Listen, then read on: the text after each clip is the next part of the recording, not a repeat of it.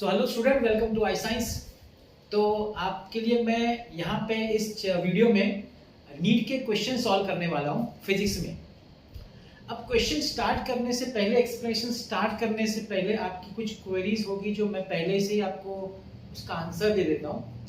एक क्वेरी ये हो सकती है कि सर आप अपने वीडियो में तो एक या दो सम आप देखेंगे, एक या दो ही सम मैं सॉल्व करूँगा उसका क्या इतना फायदा है, इतना एक सम का क्या फायदा है।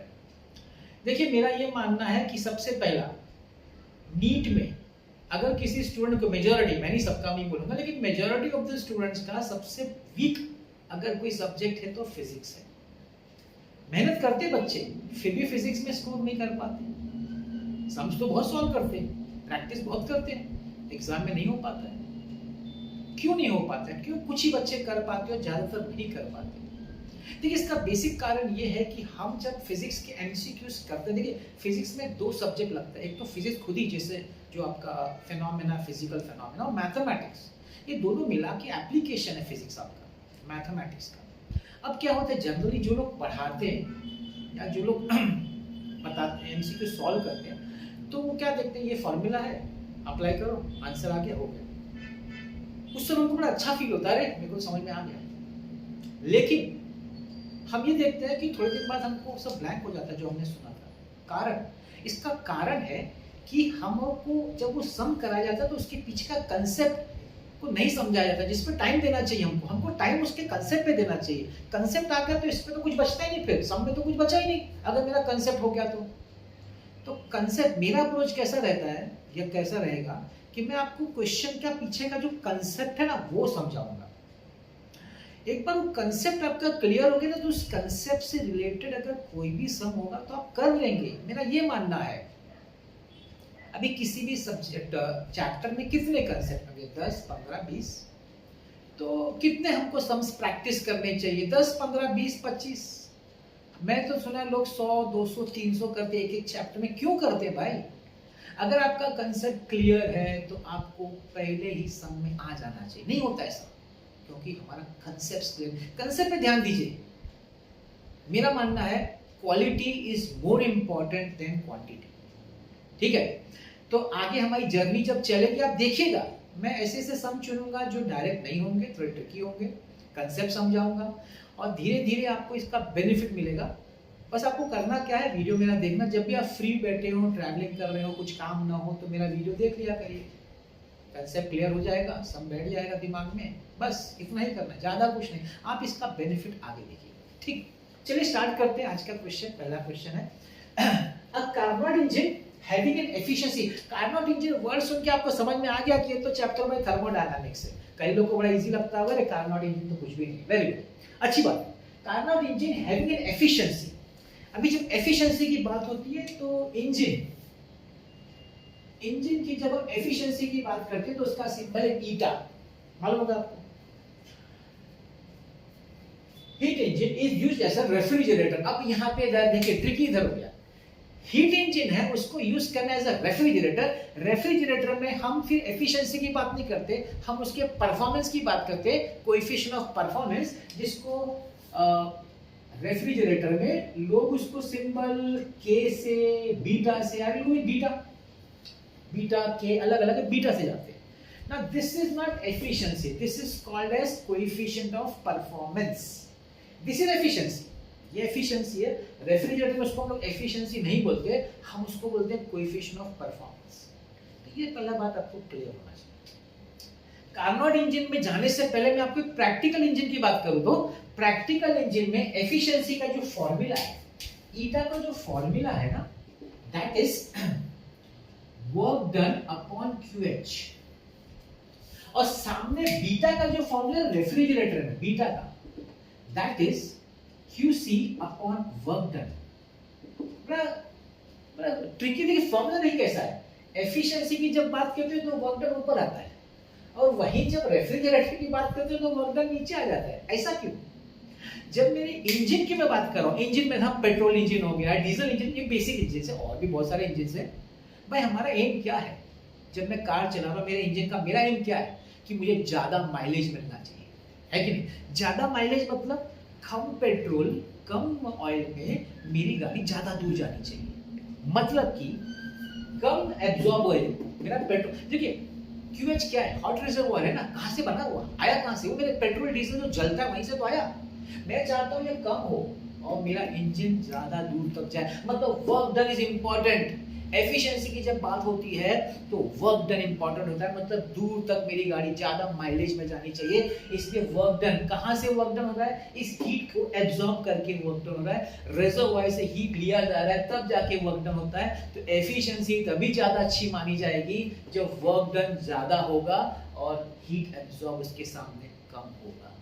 इसलिए इसमें जो मेन पूरा जो स्ट्रेस है ना पूरा वो वर्क डन पे है, किसमें, एफिशिएंसी ऑफ हीट इंजन। अब जब आप इधर आ जाते हैं ना रेफ्रिजरेटर में, अब रेफ्रिजरेटर का क्या काम है, आप बताइए रेफ्रिजरेटर में क्या क्या हमारा एम क्या है, भाई मेरा रेफ्रिजरेटर ठंडा होना चाहिए, ज्यादा से ज्यादा मैं कुछ भी रखूं तो एकदम ठंडा रहना चाहिए।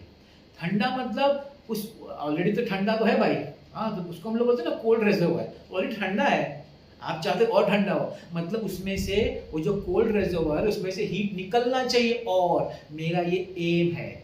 मगर कौन करके देगा, रेफ्रिजरेटर में काम कौन करेगा भाई, रेफ्रिजरेटर के नीचे रखा है ना कंप्रेसर, वो वर्क करता है। तो वर्क करते हुए जो हीट एक्सट्रैक्ट होगा कोल्ड रिजर्वॉयर से, तो इसमें इंपॉर्टेंट कौन है, heat extraction from the cold reservoir. Cold reservoir से जब हीट एक्सट्रैक्ट करेंगे ना वो इंपॉर्टेंट है, इसलिए वो न्यूमरेटर पे, और किसकी बदौलत ये हो रहा है, ये वर्क डन जो कंप्रेसर नीचे लगा हुआ है आपके रेफ्रिजरेटर, वो जो वर्क कर रहा है ना वो उसकी वजह से। तो कारण ये है, करना ये है, कारण ये है, करना ये है। I hope you are getting the point, क्यों इधर वर्क डन ऊपर है, क्यों इधर वर्क डन नीचे, ठीक। तो ये प्रैक्टिकल हो गया। अब जब कार्नोट की बात आती है ना, कार्नोट आपको पता है practical it is an ideal, उसको बोले आइडियल हीट इंजन। तो कार्नोट में जब एफिशिएंसी की हम बात करते हैं तो वहां पे हम जो फॉर्मूला यूज करते हैं ना, तो in terms of temperature use करते हैं 1 - TC/TH, temperature of cold reservoir upon temperature of hot reservoir. और कार्नोट, ये मैं कार्नोट की बात कर रहा हूं। अब कार्नोट में जब कोएफिशिएंट ऑफ परफॉर्मेंस की बात करते हैं तो यहां से TC/TH - TC, ये कार्नोट के हिसाब से मैं लिख देता हूं कि आप जनरली हम लोग कार्नोट में ये तो आप यूज कर ही सकते हैं, तो कोई भी इंजन में कर सकते हैं, लेकिन कार्नोट के लिए फिर आप देखिए ये फॉर्मूला प्रैक्टिकल इंजन में नहीं यूज कर सकते, ये फॉर्मूला आप कहीं भी यूज कर सकते हैं प्रैक्टिकल कार्नोट, लेकिन कार्नोट का स्पेशल फॉर्मूला है ओनली फॉर कार्नोट, ठीक। ओके, अब जब इतना कंसेप्ट आपका क्लियर हो गया, अब मैं आता हूं आपके क्वेश्चन पे वापस।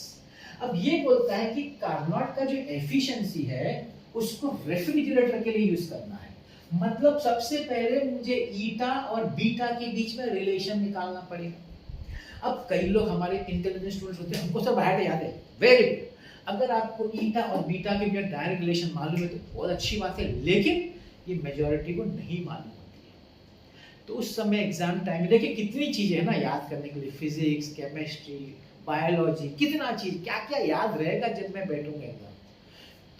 तो हमारा कंसेप्ट अगर ठीक रहेगा तो हम फिर उस समय निकाल भी लेंगे ना। कौन सा फिजिक्स में हम लोग को मेजॉरिटी को तो फुल आता ही नहीं है, तो अगर सबको थोड़ा टाइम चला भी गया, फॉर्मूला थोड़ा निकाल लिया उस समय रफली, तो भी अच्छी बात है ना। अगर राइट मिल रहा है मुझे अगर 4 मार्क मिल रहा है मेरे को करने से, तो प्रॉब्लम क्या है। तो देखिए क्या हो सकता है तो हम लोग को रिलेशन निकालना है बिटवीन ईटा एंड बीटा। अब मैं वो कर रहा हूँ, ध्यान से देखिए।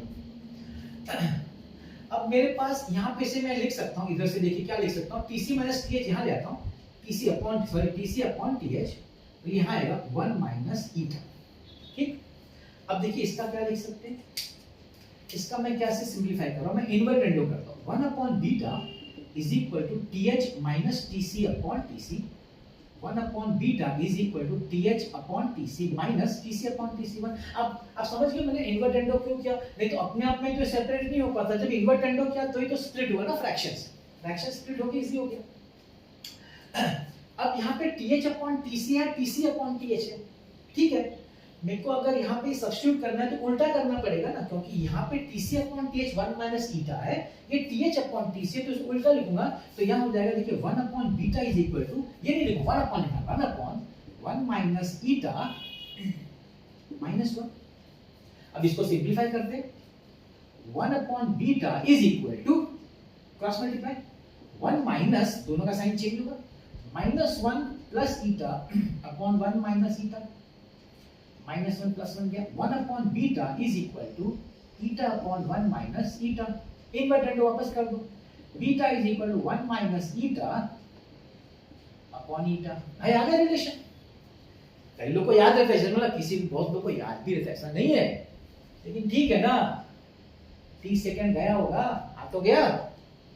अब मुझे इसका फायदा देखिए, बेनिफिट देखिए आप इसका। अब आपके पास एफिशिएंसी 1/10 है, let's substitute 1 minus 1/10 upon 1/10। Beta is equal to 9/10 upon 1/10, 10 cancels. Beta is equal to 9। मैंने एफिशिएंसी का वैल्यू कोएफिशिएंट ऑफ परफॉर्मेंस में कन्वर्ट कर दिया है। जो एफिशिएंसी 1/10 है हीट इंजन के लिए, वही कोएफिशिएंट ऑफ परफॉर्मेंस में 9 होती है। ये मैंने कन्वर्ट करके बताया, सबसे पहला काम मैंने ये किया। आगे बढ़ते question. If the work done on the system is 10 joule, अब रेफ्रिजरेटर की बात हो रही है तो भाई ये लेना पड़ेगा वर्क डन 10 जूल है। Let me write it down, QC upon work done is equal to 9। QC upon work done बोला है 10 joule, 10 is equal to 9. What they want us?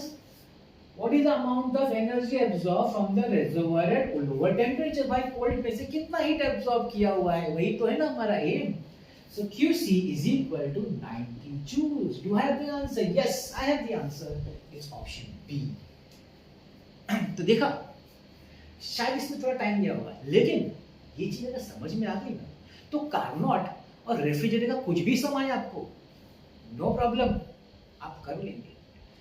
Concept पे ध्यान दीजिए, डेप्थ में समझिए हर चीज को, सुपरफिशियल मत समझिए। हाँ ये फॉर्मूला कर दिया, बैठ कर लेंगे, ये टाइप आएगा तो ऐसे ही करेंगे, रॉन्ग अप्रोच। ये टाइप आएगा तो ये करेंगे, ऐसा नहीं होता है। कंसेप्ट क्लियर होना चाहिए। तो इस तरह के वीडियोस मैं आपके लिए लाता रहूंगा। आप अपने कमेंट्स में मुझे डेफिनेटली बताएगा कि आपको कैसा लग रहा है। And please like, share, subscribe, and thank you so much for watching this video.